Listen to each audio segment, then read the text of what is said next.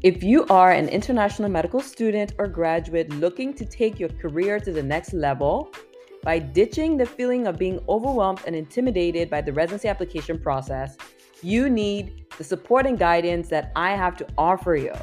And I want to tell you exactly how I can do that. I'm offering my comprehensive program that includes online coursework as well as cohort group coaching with community support to help you achieve your goals and succeed when you apply for residency this year. So my program is led by myself, Nina Loom. However, I do have other experienced medical professionals who've walked in your shoes and they understand the specific challenges that we as IMGs face. With my guidance and support and coaching, you'll navigate this complex process of preparing an application that attracts residency interviews. You'll also learn to build your network and gain the confidence and skills that you need to succeed. Free information like I provided on the podcast is great. However, the rubber meets the road when it comes to implementation. Let me hold your hand and walk you through a process that is guaranteed to bring you results. I cannot wait to see you on the other side. So join now at imgroadmap.com.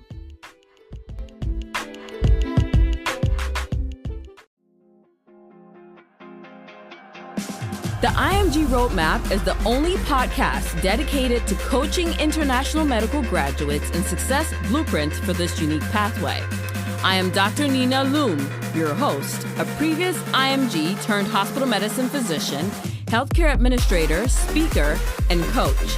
I empower, encourage, and equip you with actionable steps that you can take towards the residency position of your dreams. Hey guys, welcome to another episode of the infamous IMG Roadmap podcast. I'm so glad that you're still listening to the podcast, guys. We have about 30 ratings right now on Apple Podcasts, but I want to ask you a favor. If you enjoy the podcast, I want you to go to Apple or wherever else you listen, give us a 5-star rating, write us a review.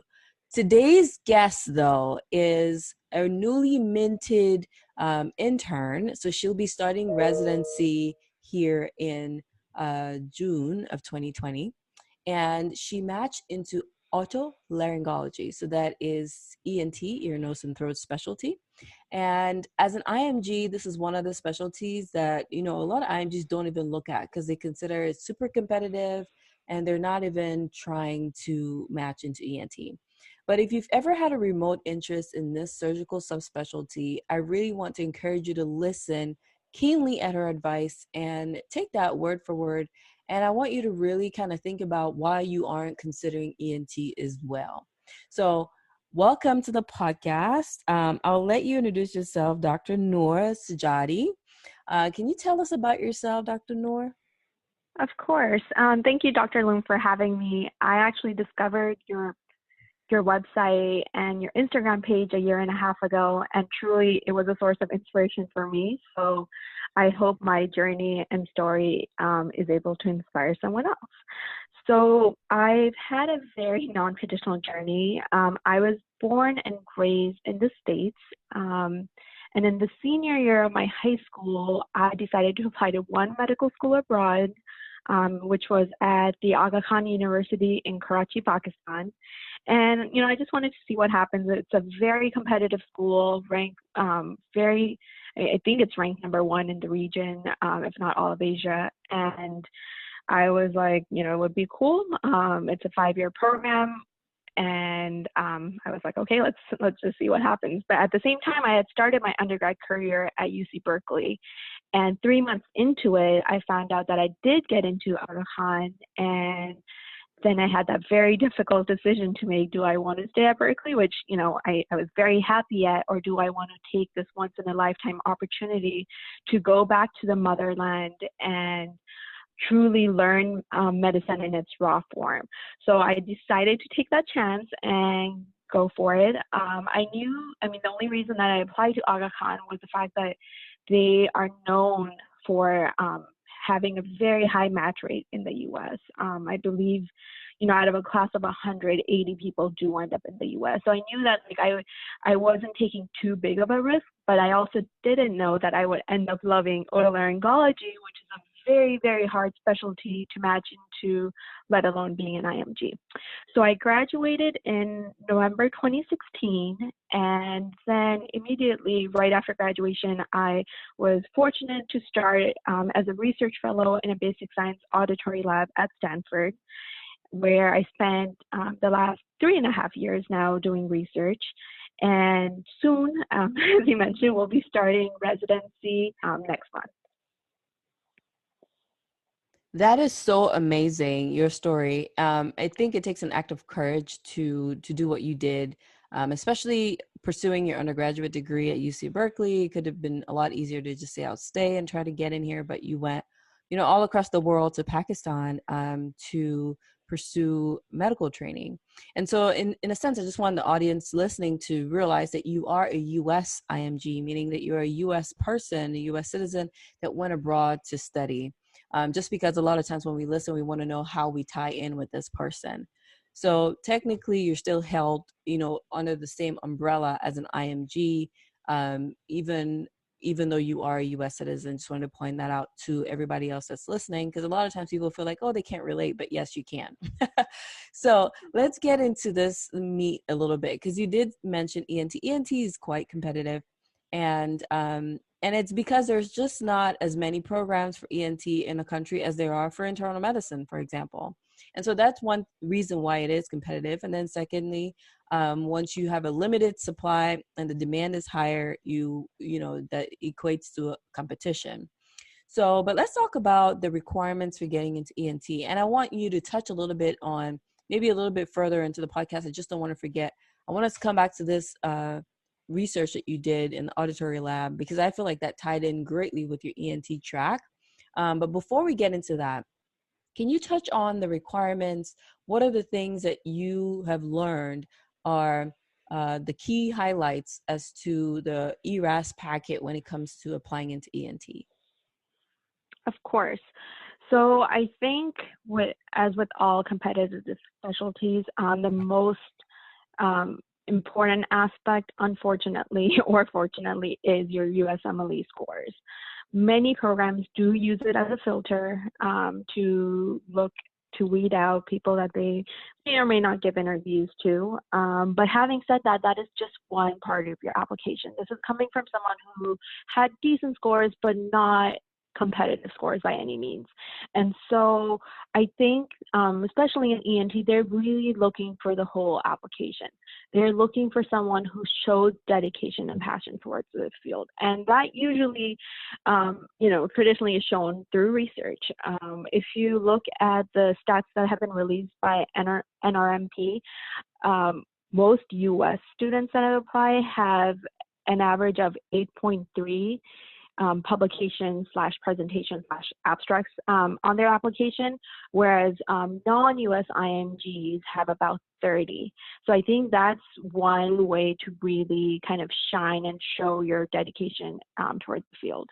And as you mentioned, it is a very small field. Everyone knows one another. So where you're getting your letters from, who's writing your letters, really matter, because chances are that they know the other person. And so I think these components are key. Besides that, doing well on US, if you do get a chance to do US clinical electives, I think that takes you a long way, because then they've seen you and they've seen you in action. They know, you're knowledgeable. They know that you're prepared. They know you're on top of things. So I think that also really makes you stand out. Absolutely. I agree with that. It's publications, research, presentations, letters, and high scores. So because we're very numerical people as IMGs, we're always like, I have a 210, I have a 220. What have you noticed from your research is that target? What is that good score that would make an application considered to be equally competitive for the specialty? So I'm actually going to quote exact numbers from an NRMP report, and I do want to compare U.S. students to non-U.S. IMGs for a very distinct reason. So and I'm taking these numbers from 2016 because that was the last time IMG scores were reported. So average step one score for U.S. medical students who matched was 248. while for non-US IMGs was 241. And then average step 2 scores for US medical students was 253, whereas it was 240 for non-US IMGs.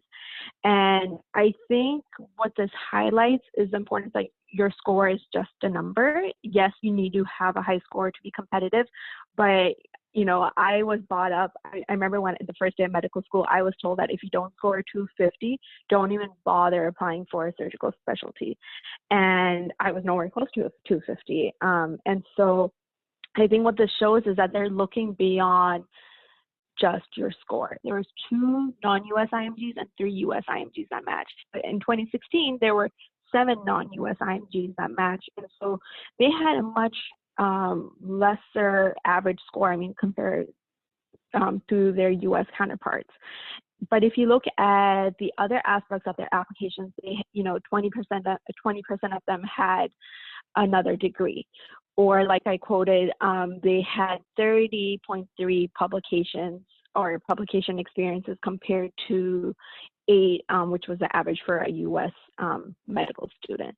So the scores are on the higher end, but remember, these are just averages. That means half of these people scored less than this and half of these people scored more. So I think I mean, whenever someone reaches out to me for advice, I never will turn them away and tell them that they can't do this because of their score. I think if you put in the work, the effort, and the time, people will see that. At the end of the day, it is human beings on the other side, and they're looking for other good-natured human beings that are equally as dedicated and can see them being really good surgeons at the end of it. I agree with that 100%. And thank you for bringing the true data, because I think when you quote from NRMP and you read out these numbers, it's credible. And I really like that you did the research on that to bring to us today. So just some more questions I have for you. So I remember when I asked you before, you know, what are some challenges that you overcame as an IMG? You mentioned a few things, and I want to go through each one of those specifically. So the first thing you mentioned was explaining your decision and selling your story of going to a medical school abroad in order when you're trying to get interviews or during interviews. Can you touch a little bit on that point? Like what made it a challenge specifically and how you overcame it? Of course. So the first time I applied, I didn't match actually. So I feel like let me kind of talk about that aspect a little bit, and then I'll tie it in with the challenges. So I initially applied for the match 2 years after I had graduated. So for the 2019 match, and I had 4 interviews at that time, which I thought was a great number because all the IMGs that I had reached out to had told me they got anywhere between 1 to 5 or 6 interviews. So I was like, okay, 4 is a good number. But unfortunately, I went unmatched. And one of the things, so I did reach out to some of the people that I knew at these programs, or some of the people that were willing to give me feedback.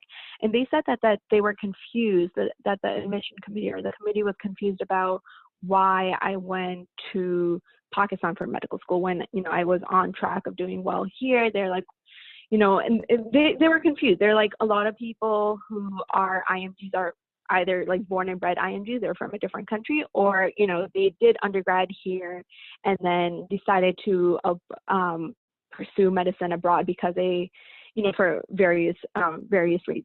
And so I think I wasn't strong the first time around, really like bringing that story from a power of strength or explaining that well, I guess. I think it was more like, yeah, like if I knew that I wanted to do ENT, like I can see how you think like this wasn't a good idea. But the second time around, I really owned up my story. I was like, this is like I knew I wanted to do medicine, and I knew that there might be challenges, but I was willing to do whatever it took to overcome them. I wanted to learn about the culture that I'm originally from that I had no idea about. And I wanted to learn medicine in a setting that most people will never get to experience. And that's an experience that I will never trade anything for.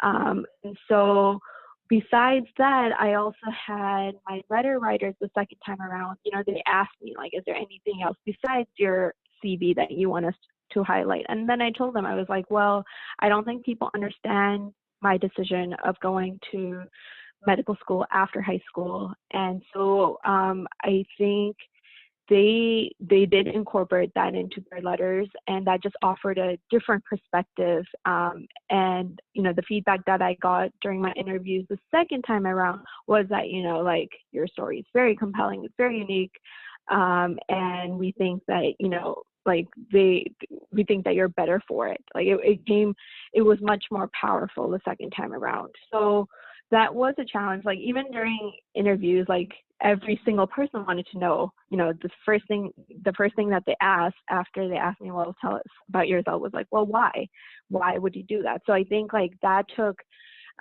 extra year, when I had to reapply, I really took the time to make sure that I was confident. I practiced interviewing with every person that I could find, whether it was an attending or just a non-medical colleague. Like I made sure that I had my story down, and at the end of it, I wanted to make sure that people understood why I did what I did. So that was personally challenging for me. And I think it's just non-traditional. Most people, like I said, will do their undergrad and then apply to a foreign school, as opposed to just going to a 5-year program right off the bat. Right. I think one thing that you mentioned, which is key, is owning your story, because especially as an IMG or a person who has a different story from the traditional path, something you mentioned before, the people on the other side are human. And if you are able as an IMG to explain your perspective in a concise, succinct, powerful way that reveals the heart of who you are and the lessons learned and how this has made you better, you are more likely to compel hearts into building a likability with you compared to the opposite. So I think it's really important, because I hear from IMGs maybe who have long gaps between when they graduated and when they matched, or they've had interruptions in their studies, or have anything that makes them slightly non-traditional. But the key is, it really matters how you explain and portray those things that you consider as shortcomings to the people reviewing your application. Because with a good story, you can, and confidence both, you can enhance the power of what would have been a setback. So I really like that you touched on that, and I think your story just clearly speaks to that point. Another thing that I wanted us to talk about was the fact that you mentioned doing research in an auditory lab. And I really want to emphasize on that, because there definitely is a tie between your research and the fact that you were pursuing ENT. So can you speak on that point, why you chose that particular program, how you got that research opportunity, and maybe if it had any impact on how you matched? Of course. So I did 3 U.S. clinical rotations during my final year of medical school, and knowing that I wanted to do ENT and that I wanted to explore the world of research after graduation, my goal from each one of these rotations was to hopefully talk to the program there and see if there is a research position available or something that I can work on. And I was very lucky that all 3, one of them offered an unpaid position, another one offered a paid position, and the third one was paid too, that all 3 of them offered these. However, for personal reasons, like I wanted to come back to California where my family was, and since I had been away for so long. So feel like, even like I knew that I would take one of those research positions that I was offered, but 3 months before I had graduated, someone that I knew in the lab that I eventually worked at was leaving, and they had recommended me, knowing that I wanted to pursue ENT. Even though this is a pure basic science lab, my PI was a PhD, it still was a good fit. I wanted to learn, I had never done basic science before, so I thought it would be a good opportunity to explore that while I had the time. And plus, I didn't think of research as just a means of research. I knew that, you know, it was really a way to get my foot in the door. Like, I wanted to be able to, you know, go there, talk with other clinicians, scientists, network, be able to do clinical projects eventually, which is exactly what I ended up doing. But this particular position, I actually did kind of, you know, come across by chance, and things just worked out. And I had a very supportive PI who supported, like, he knew that eventually, like, my end goal was, you know, not to do a PhD, but it was to do, to get into residency. And he supported me in every way. So, you know, when I graduated, I had asked to work part-time for the first 6 months so I can actually study for the USMLE and for step one. So he was accommodating about that. And then when I didn't match the first time, I knew that one of the things that I could work on was getting some more clinical experience. So he was very easygoing about letting me take a few months off and doing observerships. So it was a good fit in terms of my PI being very supportive. But other than that, I think doing the basic science and really learning, you know, the mechanisms of the inner ear and being able to talk about it, I think really helped me during interviews. I think it really did help me stand out, you know, just as an applicant, because a lot of people tend to focus on clinical research, but people who do basic science research knows the sweat and the time that it takes and the skills that it takes to do a successful basic science project. So and then also like even though it was like very basic science oriented, it gave me a chance to connect with other clinician scientists at conferences where they got to know me. And I remember like one of the interviews I got was because this clinician scientist like always came up to my poster every year at the basic science symposium, and she was like very impressed, and she like always gave me advice. So it's like these little things. I do think in retrospect, like, did I get a lot of publications from that? No, I did not. But I think the experience that I got will carry with me throughout my academic career. And I think just overall, I think it was a very unique experience. I don't think like I wouldn't change it, but the advice that I would give now is like, if you know that you're not into basic science, but you want to pursue research, then do pursue clinical research, because basic science, like I said, takes a lot of time. It took me 3 years to actually get a publication submitted. And whereas with clinical research, which I also pursued a year and a half into my research fellowship, you know, it has a quicker turnaround. You're working with clinicians, you're working on topics that you actually see in clinic on an everyday basis.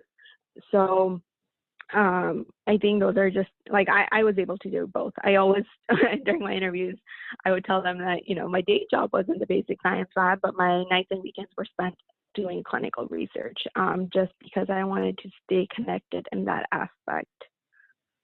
Right. Thanks for really going into that. I think one of the resounding theme in everything you've said in the last few minutes is intentionality.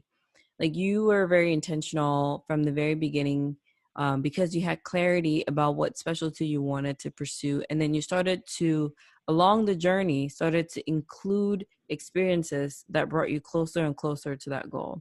So picking out your clinical rotations, being intentional about the research opportunities that you were getting. So it's just not about, I'm just going to do a presentation or research, but it's about getting into a place that even if you couldn't get a residency position out of it, you could network, and everything you were doing in that lab with your instructors, that is part of networking. A lot of times IMGs feel like networking has to happen, you know, in a conference room or something like that. But networking happens on a daily basis. Your interactions with clinicians that are considered to be advanced in their career will always make a difference for you if you maintain good relationship with them. And particularly if you are truly a hard worker, someone that shows up, does their work, is interested in what they're doing. And another key point, which I think is very important for everybody listening to really hear, is a lot of times the experiences that we gather should tie in with one thing that we're interested in. So I think it's no coincidence that your research ended up in an auditory lab and then you end up with ENT specialization. Because if you were in I'm trying to think of the most, far away from EMT, let's say obstetric lab. And, that's a very different specialty from ear, nose, and throat, separate parts of the body. But if you were in an OB lab the whole time and still applying into ENT, I don't know that that would have worked the same way as it did with what you did. So being intentional, being clear about what you want, and then improving one's own character so that they make themselves easily approachable, easy to communicate with, goes a long way with your networking. I mean, what are your thoughts on that? Do you agree? Is that what you were trying to tell us, or am I just completely off? No, you're 100% right on. Been through something, you can kind of see it in hindsight, and hindsight is always 2020, right? So maybe I'm just looking at it from a perspective of, looking at it from someone who's gone through the process of applying into residency and has extensive experience with just the overall process, and now looking back is how I can maybe put a little bit more different terminology around your experience, but it's still yours and it should be shared the way that it needs to be shared, which is the way that it was for you. And so I don't want to lose sight of that. But I just wanted to share with the audience, especially because a lot of people listen to this at odd times. Half the time they could be doing so many different things, but really it's like, if there are key points to take away, rewind the tape and listen to that again. Because everything that you have shared with us, Dr. I can't say her name right, Sajjadi, everything you shared with us on this episode really speaks to like some key points to success that IMGs need to look into. They need to do the research, right? The research on what is required, which you did that before you came on. I mean, you spelled out the score requirements, you spelled out the publication requirements. Maybe they're not requirements, but you compared historical information. And so anybody trying to go into ENT needs to look at that and take inference from it and say, hey, if US grads are having 8 publications and non-US grads have 30, well, I need to get some publications out there. I could choose to be in between that or whatever, but I can't show up without publications or presentations or posters or some type of scholarly activity, right? And then on the flip side, you run into the scores and you walk over what scores have historically worked, okay, whether or not that is the gold standard, that is what is historical. Great information. Again, the person listening needs to be running with that information. The next thing, research, networking, okay? And then owning your story and selling yourself is probably one of the biggest pieces that a lot of IMGs have not come to embrace. And imposter syndrome has a lot to do with that as well. But it's important that for everybody listening, they're taking lessons from your story, Dr. Noor, and that they're actually going to implement these things so that hopefully they can learn from their mistakes. And another thing you mentioned, I'm going to stop picking on everything you mentioned, but when you did not match the first time, what you did, which stood out, was you reached back and asked for feedback. Feedback, I'm sure, that helped you the second time around. Like you said, you realized you needed some more clinical experience, and then you went around and you worked with your clinical supervisor or your research supervisor and got that. And I think that's important. You cannot do the same thing twice and expect to match. It's important that we improve ourselves with the 12 months between both seasons in order to be able to be better the following year. So I really think that you've given us just a wealth of information tonight. And I thank you for coming on. I thank you for being very open and transparent and for teaching us indeed how to own our different stories. But before we let you go, I want you to give us some final tips, advice, things that you wish you knew. How do we own our stories? How do we network? Give us some final tips, if you would. Definitely. I think the key in my story is that hard work, grit, and just resilience goes a long way. I did not give up on my dream, despite the fact from day one, people told me that I was trying to do the impossible. The fact that I didn't match the first time, people still told me, like, do a different specialty. You're not going to get in, especially as a reapplicant. That itself is a red flag. I but I didn't listen to them. I knew that this is where my heart was, this is where my mind was, this is where I saw myself for the rest of my life. And so I put everything that I had, like you mentioned, in that, really it's not even a year before you reapply. You really have 6 months before you submit your ERAS application again. Those 6 months, I hustled. I did everything that I thought of, including the rotations that you mentioned, including making sure that my ongoing research was published. So, I had an additional 6 publications that were accepted / published by the time I had applied. I had gone out and given 4 national podium presentations, which I think was a great way to showcase, my productivity, the things that I had been working on, but it also offered me an opportunity to invite, different program directors or different attendings to my talks so that they knew me more than a paper application.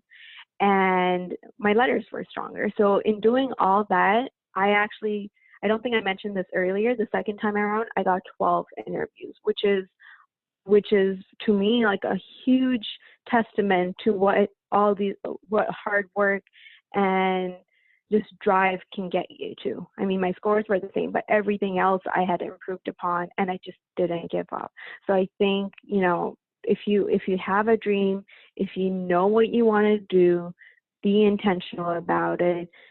Do everything in your power so that even if it doesn't work out, because I know in my heart that if I hadn't matched the second time around, I would be content that, what, I gave this my all. It wasn't meant to be, and I will find something that I will be happy doing for the rest of my life. But it's something that I can live with.